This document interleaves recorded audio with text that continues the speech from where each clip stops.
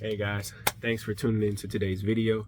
It is January 24th, 2024. At this property behind me, I got a little preventative maintenance I got to do. We're just going to go through, double check what kind of system it is, make sure it's operating in all the modes that it needs to, except for cooling, because right now, currently in Aiken, South Carolina, it's about 57 degrees. So I'm just going to make sure the heat's working and that my pressures look fairly good for the temperatures that it is today. It'd be pointless for me to try to check the AC pressures because of just how cool it is. It's not really going to tell me much. Before we go any further, it'd be real appreciated if you guys go ahead, hit that like button, and also subscribe if this is some content that you're interested in. But other than that, we're going to get the ball rolling today and see what we can find on this system here. Let's go.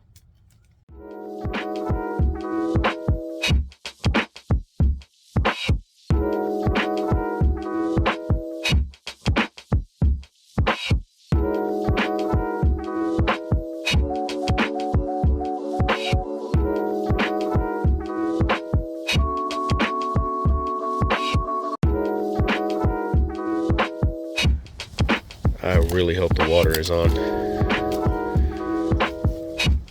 At a lot of these maintenances I go to, I'll get here.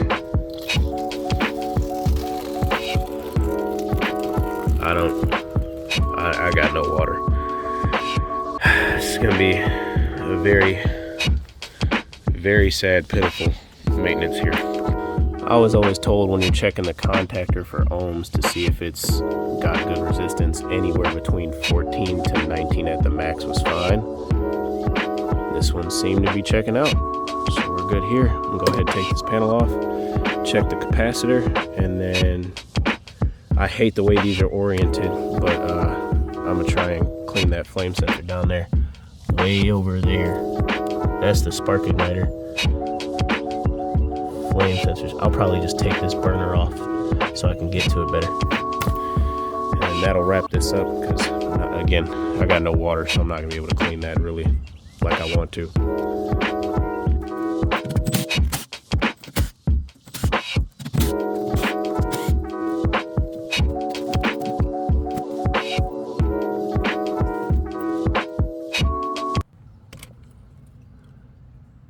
I think that's one of those air purification devices.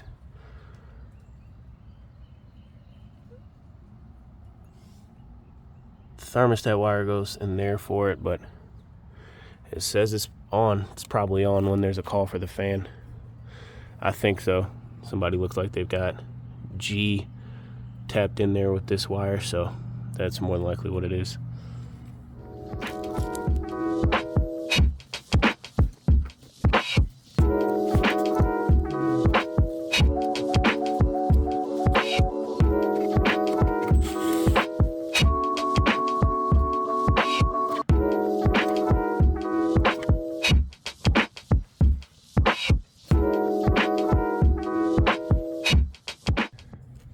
For those of you that don't know what this is a capacitor, and it helps. This one specifically is a dual run capacitor for the condenser fan motor on the top of this unit and the compressor located right there. This one is a 40+5. So on a lot of these capacitors, the terminal layout is fairly similar.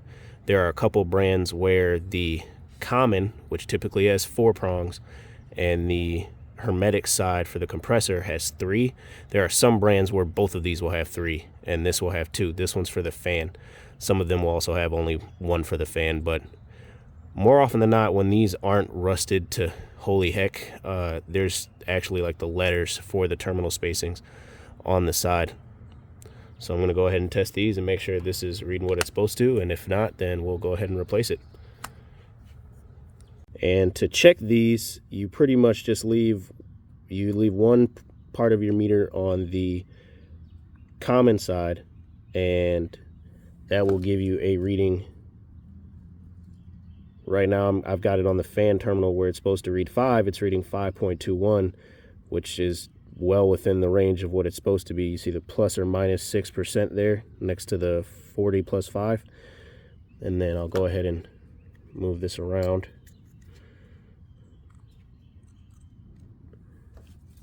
and that's reading 40. So this capacitor is fine. I know some people who do the shake tests. I'll go ahead and try that and see if I hear any oil in it. Just faintly. I'm not going to replace that on a faint sound. This should be fine. I'm just going to put it back on there and wire it all back up.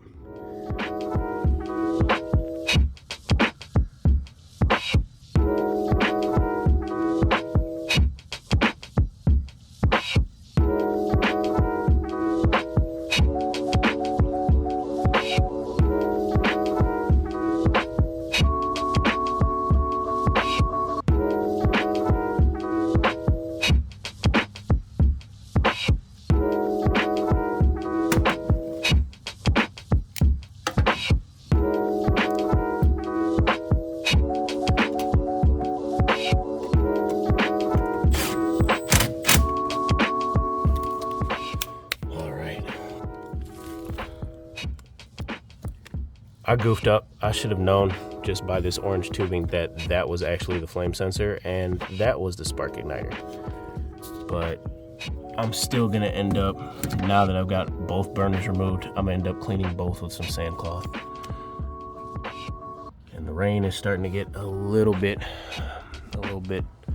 harder out here. So I don't know what this Klein tool is called, but it is my best friend for situations like this. The way, let's see if I can change this. The way the burners were located, you can't really get your drill in here to get these top screws that are right here and there, and even over there in that corner off. So with this, you have it's a ratcheting wrench with 5/16 on one side. Don't worry about the mess, I will clean it out. And 1/4 inch hex on the other. So in situations like this, where the screws, the mounting screws for these are Phillips head, you know, I don't have any of like the tinier 1/4 inch ones. I got my long one that I just dropped in here. It makes it a very easy process for getting these out. But to save the next guy some hassle, I am going to replace those screws with, oh, this phone and it's focusing.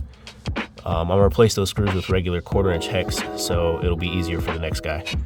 Gotta always try to think about the next guy, because you may not be the person to come back and work on the unit.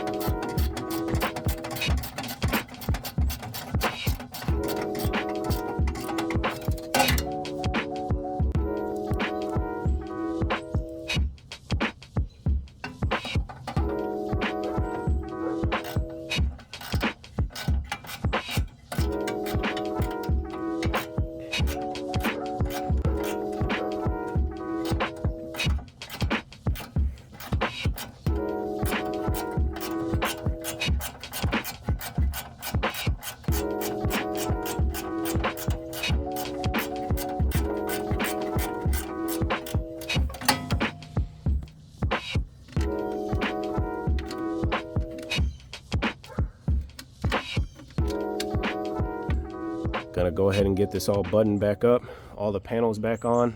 Oh yeah, I didn't even have to brush off the evaporator coil. That thing is spotless. So clean this up, make sure the flames kick back on, and we got good Delta T's, and go on about our day.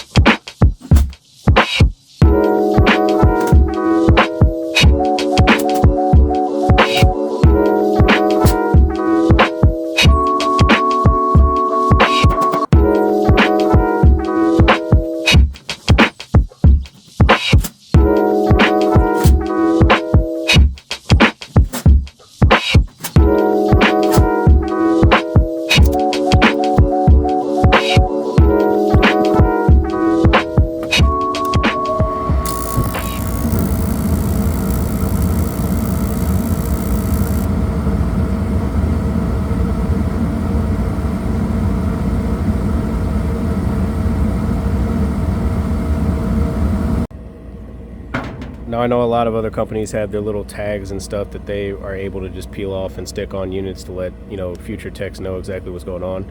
I'm not fortunate to have that, so I have my own little notepad that I hope techs from here on out on this unit will follow and at least help the guy after them.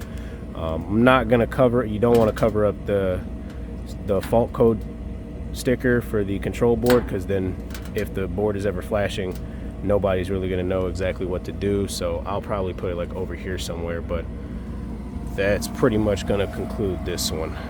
Now that the heat's going, I'm gonna wait to get Delta T's.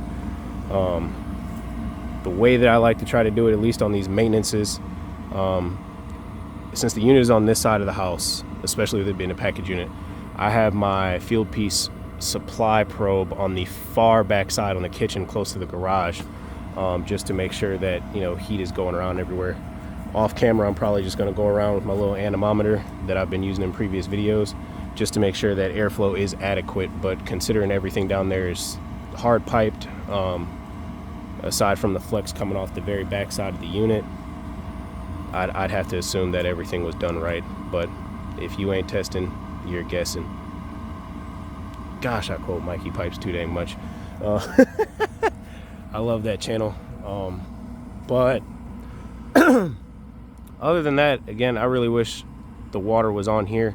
If they ask us to come back out when they get water on, I don't see it. I won't think that's a problem. Then I've already done everything else, so I'll just take off that panel for the compressor, wash down that area, wash down the evap coil just to be sure, and just give the coil a good rinse over. If I do have to come back for that one, I'll put it on video and remove the fan motor so I can get all that debris and stuff out of there. But with what I have and I'm able to do, I'd say this is a pretty okay maintenance. Last but not least, I just went inside. In one of the rooms close to the thermostat, there is a note on a box of filters, because again, there's multiple returns up there. It says for them to change it out every month on the last day of the month, which is fine. Every 30 days is fine. So what I'm going to do now is remove this,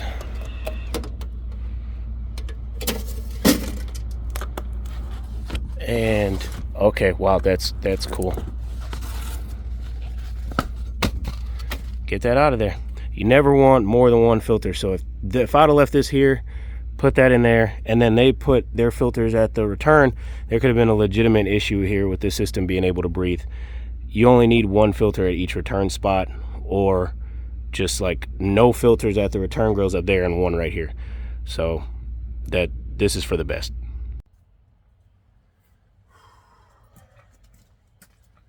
That's going to conclude this video. Again, light maintenance, worked with the best that I could. They are going to do some ductwork changes down up under there, so we had to go ahead and mark that out. I had my boss on the phone with me to get that done. I'm probably not going to film the other service calls that we've got today. It's just me replacing parts that we've already previously diagnosed. So if anybody has any tips or suggestions on how I could have done better here, please leave it in the comment section below. I was always taught to try to help out the next tech, and I feel like to the best that I can, I've done that on this call. Please drop a like, subscribe if this is really what you're interested in. I do plan on making a lot more videos and trying to stay as consistent as I can. So to end this off, I hope everybody has a great day and stay warm. See ya.